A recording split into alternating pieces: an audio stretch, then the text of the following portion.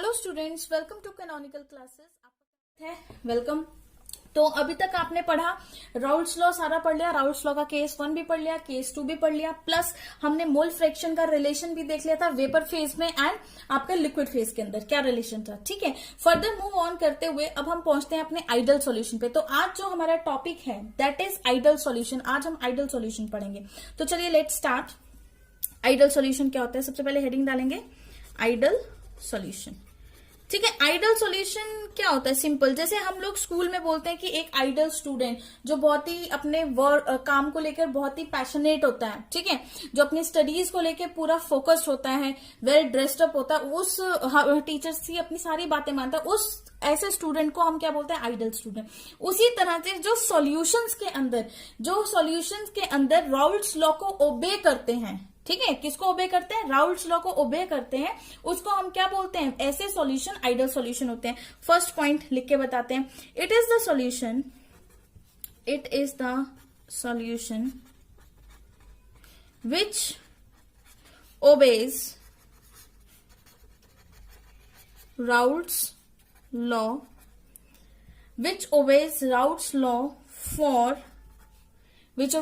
Law for entire range of concentration।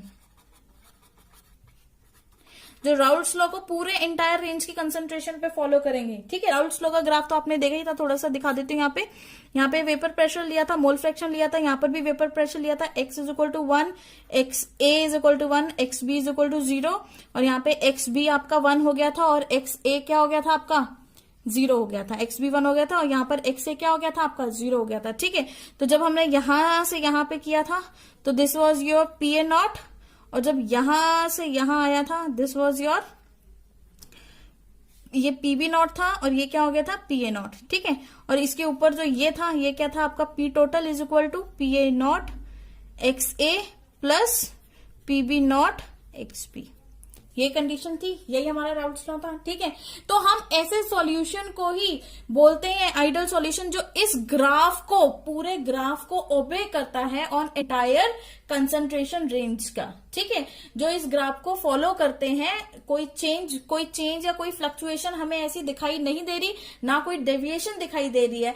ठीक है, तो ऐसे सॉल्यूशन को क्या बोला जाता है, आइडल सॉल्यूशन। क्लियर है ये बात, फर्स्ट पॉइंट क्लियर है। सेकेंड पॉइंट की तरफ अब हम मूव करते हैं। सेकेंड पॉइंट क्या बोलते हैं, ideal solution are those solution in which delta V mixing is equal to 0। मतलब इसके अकॉर्डिंग जो आइडल सॉल्यूशन है आपका, ideal solution is that solution in which delta V mixing किसके इक्वल हो गया, 0 के इक्वल है। डेल्टा वी मिक्सिंग कैसे 0 के इक्वल हो गया, ये जरा बहुत इंपॉर्टेंट चीज है, इसको समझते हैं। Let us take 2 beakers. अब हम 2 बीकर्स लेते हैं। एक मैंने बीकर ये लिया, ठीक है, इसके अंदर मान लो मेरे पास कंपोनेंट ए है, प्लस एक बीकर मैंने ये लिया, इसमें मेरे पास कंपोनेंट बी है। ये दोनों ही कंपोनेंट क्या है आपके, वोलेटाइल कंपोनेंट्स हैं। ठीक है, चलो यहाँ पे तो वोलेटाइल का कोई इतना खास रोल नहीं है। देखिए अब मान लीजिए मैंने इसको 10 ml लिया, ये भी मेरा क्या है 10 ml हुआ। अब ए को बी में जब मैंने ऐड किया, ए को मैंने बी में ऐड करके जो ये सॉल्यूशन बनाया, ए प्लस बी का जो सॉल्यूशन है, ठीक है, ए बी सॉल्यूशन है इसका, तो ये कितना बना आपका 10 + 10 कितना हो गया 20 ml। क्लियर है, ये कितना हो गया 20 ml हुआ। मतलब ये मान लीजिए आपके पास सॉल्यूट है, ये आपका सॉल्वेंट है, और ये बन गया आपका सॉल्यूशन। ठीक है, solute plus solvent is equal to solution.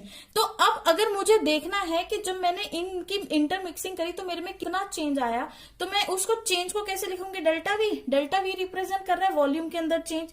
कितना चेंज आया इसमें, तो सबसे हम फाइनल माइनस इनिशियल कंडीशन करेंगे। फाइनल कंडीशन आपकी ये है और इनिशियल क्या थी, सॉल्यूट प्लस सॉल्वेंट। तो अब हम यहाँ पे क्या करते हैं, वी सॉल्यूशन, जो टोटल वॉल्यूम आया सॉल्यूशन का, उसमें से माइनस कर देते हैं पहला वाला वॉल्यूम। ठीक है, और पहला वाला वॉल्यूम किसका था, V solute plus V solvent, इसका था पहला वाला वॉल्यूम। क्लियर है, अब मैंने जब इसकी वैल्यू पुट करी है, सॉल्यूशन का कितना आया 20 ml, 20 माइनस 10 + 10 हो गया, तो ये कितना आ गया 20 - 20 कितना हो गया आपका 20 - 20, 20 minus 20 is equal to 0।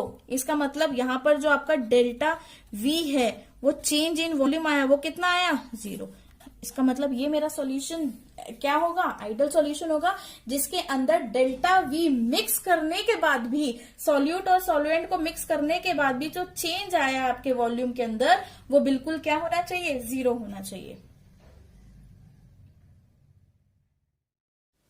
Okay students, तो डेल्टा V आपका क्या आ गया, 0 आ गया। अब आगे मूव करते हैं, इसकी थर्ड कैरेक्टरिस्टिक फीचर पढ़ते हैं आइडल सॉल्यूशन का। थर्ड पॉइंट क्या बोलता है आइडल सॉल्यूशन, जो आपका थर्ड पॉइंट वो ये है कि ideal solution are those in which, लिखते हैं इसको, ideal solution are those in which, जिसके अंदर आपके पास solute solute solute solute interaction, solute solute के साथ interaction and solvent solvent interaction is equal to solute solvent interaction.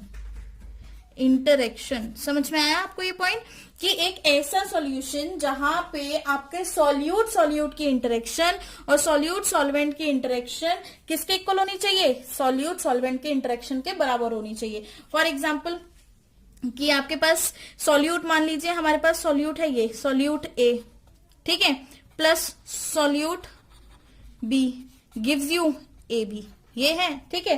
तो अब ये जो सॉल्यूट A है, इसकी A और A की इंटरमोलिकुलर फोर्सेस की जो बॉन्डिंग है, प्लस B और B की जो इंटरमोलिकुलर फोर्सेस की बॉन्डिंग है, वो किसके इक्वल होनी चाहिए, A और B के इंटरमोलिकुलर फोर्सेस की बॉन्डिंग के इक्वल, ठीक है।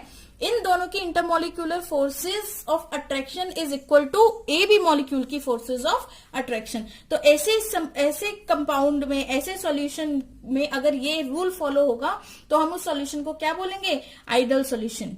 क्लियर है ये बात, ये था सिंपल। नेक्स्ट अब आपका फोर्थ पॉइंट पढ़ते हैं। फोर्थ पॉइंट क्या बोलता है कि जो आपका आइडल सॉल्यूशन है, आइडल सॉल्यूशन आर दोज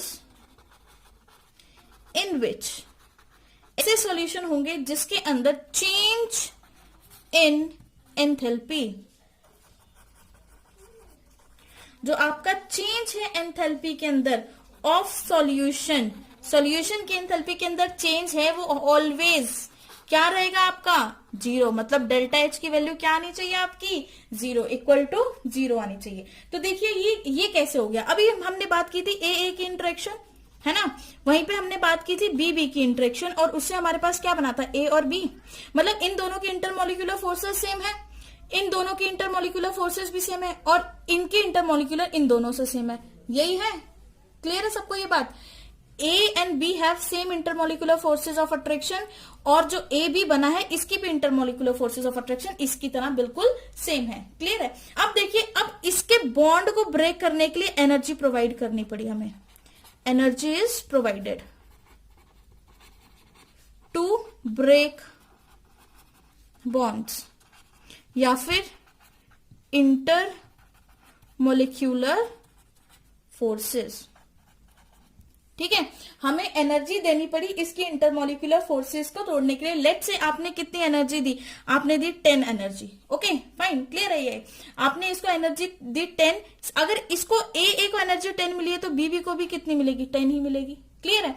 और अगर B को 10 मिली है तो ये आपका 2B बना था, क्योंकि दो A है, दो B है, तो 2A भी होगा, ठीक है। तो इसको भी आपने क्या, इसकी भी क्या होगी, 10 ही तो होगी इसकी भी, क्योंकि इंटरमोलिकुलर फोर्सेस ऑफ अट्रैक्शन सबकी क्या आई है, आपकी सेम आई है। अब आपके पास यहां पर अगर 10 आ गया तो ये किससे मल्टीप्लाई हो रहा है, 2 से।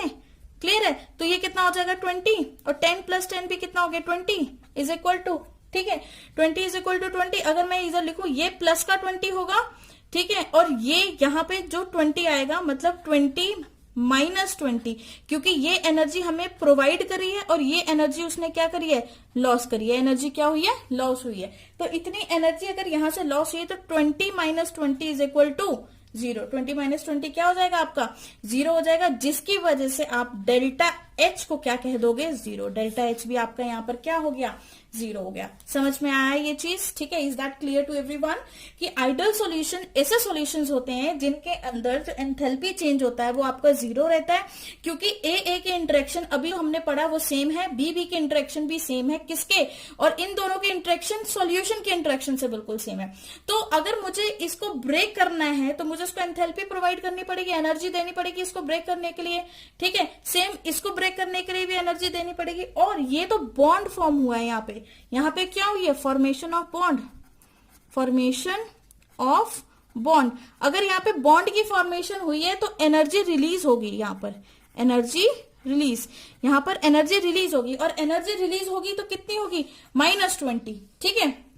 क्लियर है, ये इज इक्वल टू का साइन ही लगाएंगे, +20 और यहाँ पे कितना हुआ, -20, तो +20 -20 कैंसिल होकर आपका कितना आ गया, जीरो आ गया। ये प्लस का 20 है जो हमने दी है, ये माइनस का 20 है जो रिलीज हुई है, तो टोटल चेंज देखेंगे तो आपके पास कितना आ गया, तो delta H is equal to 0। तो इसका मतलब जहां पर डेल्टा एच की वैल्यू 0 रहती है, ऐसे सॉल्यूशंस आपके कैसे होते हैं, आइडियल सॉल्यूशन। ये आपके क्या रहेंगे, ये आपके आइडियल सॉल्यूशन रहेंगे। क्लियर है, तो कुछ एक दो एग्जांपल्स भी कर लेते हैं आइडियल सॉल्यूशन के, कि एग्जांपल्स क्या क्या होते हैं आइडियल सॉल्यूशन के। बहुत इजी एग्जांपल्स है, कोई बहुत खास एग्जांपल नहीं है, तो मैं यहां लिख देती हूँ फर्स्ट एग्जांपल आइडियल सॉल्यूशन का। पहला एग्जांपल एन हेप्टेन और n hexane, n heptane plus n hexane, n heptane को एन हेक्सेन के साथ अगर आप ऐड करेंगे तो ऐसा सॉल्यूशन आपका आइडियल सॉल्यूशन बन जाता है, ठीक है। सेकेंड एग्जांपल अगर हम लिखेंगे तो इथाइल ब्रोमाइड और ethyl iodide, ethyl bromide plus ethyl iodide, इन दोनों का सॉल्यूशन भी आइडियल सॉल्यूशन रहता है, ठीक है।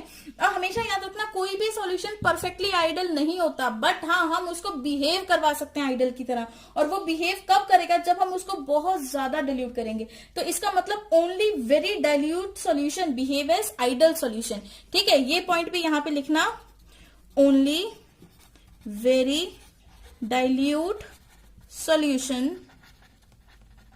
Behaves as ideal